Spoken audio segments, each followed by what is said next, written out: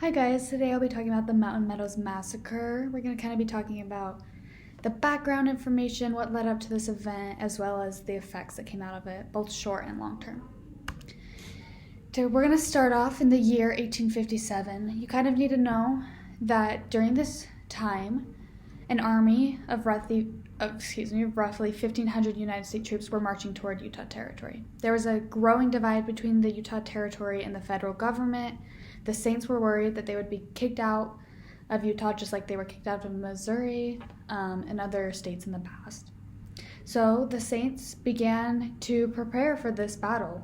They thought they were going to have to defend their land, so they gathered food and firearms and other supplies in case they had to go to war.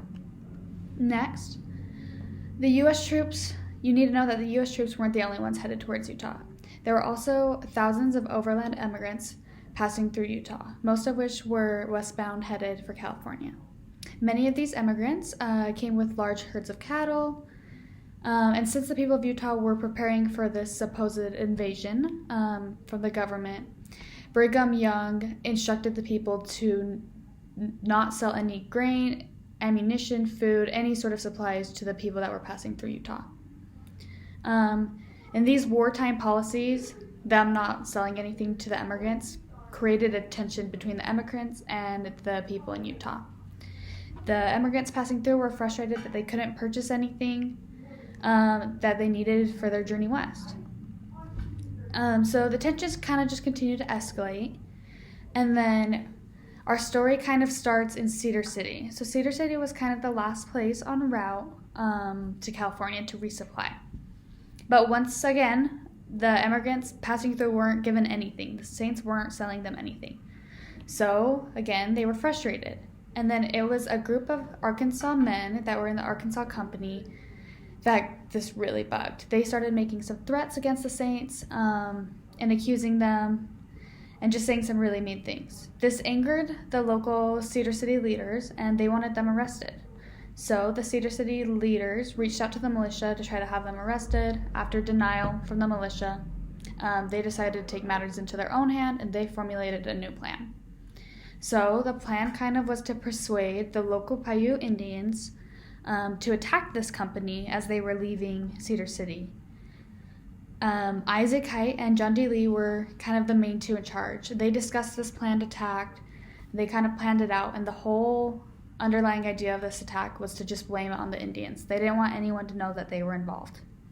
So after promising the Indians that they could keep all the plunder they got and convincing them that the immigrants were associated with the U.S. troops and that they were dangerous to the Indians agreed. So that brings us to the massacre. It started on September 7th when the Paiute Indians made a premature attack on the immigrant camp just outside of Cedar City in a place called Meadows.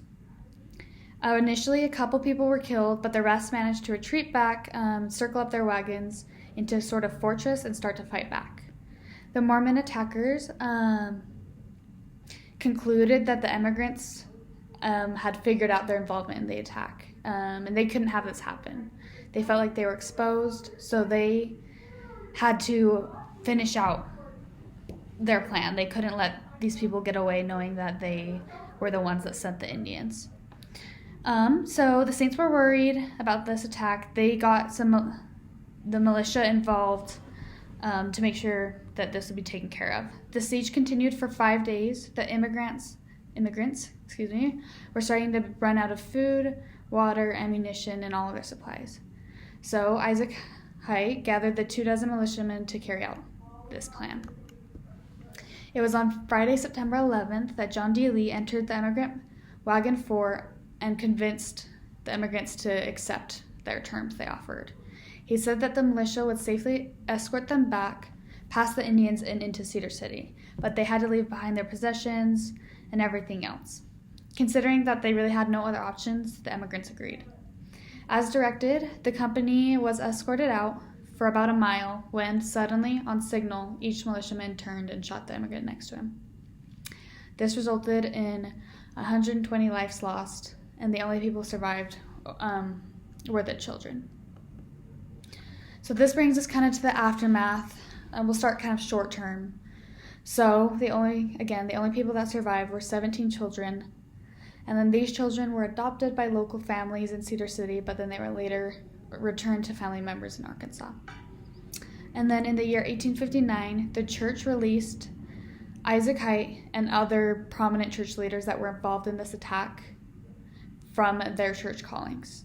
And then in 1870, the church actually excommunicated Isaac Hite and John Dealey. This means when someone's excommunicated from the church, their records are removed from the church records, their names. So they're no longer officially a member of the church. And then in 1874, a territorial grand jury indicted 9 men for their role in the massacre, most of which would eventually be arrested, but Lee was the only one that was tried, convicted, and executed for the crime. The families of the men in Cedar City who were involved also suffered. And they were affected as they were ostracized from their neighbors and kind of the people around them. And then lastly, the Paiute Indians also suffered for blame for this crime. And then kind of some more long-term effects is the Mountain Meadow Massacre has continued to cause pain and controversy for over 150 years. Into this day, it still does. And during the past 2 decades, descendants and other relatives of the immigrants and the perpetrators have at times worked together to memorialize the victims. These efforts have been supported by the prophet of the church and other Utah state officials. 2 memorials have been constructed at the massacre site. That's what you're kind of seeing on the right, with plaques commemorating the Arkansas immigrants. And it's just kind of an interesting fact. Some descendants of the massacre's victims are actually members of the church today. And then lastly, the massacre has brought lots of hate and controversy for the LDS Church. Many books, articles have been written, as well as other official statements from church leaders to kind of reflect the church's current views and put their statement out there. So why do we learn about this event? Why is it important? So although the church has made many attempts to try and help make up for the past, the truth is that this terrible event did happen. And the only thing we can do is learn from it. Nothing that the immigrants did or say, whether true or not true, even comes close to justifying the killings that occurred. Another fact that makes this event so compelling is that many of the perpetrators led decent lives before and after the massacre. So it's kind of just interesting what caused them to do this. Many people still don't know. We don't know. And then lastly, kind of in conclusion, this event has forever changed the church and the state of Utah. It made an impact, negative or positive.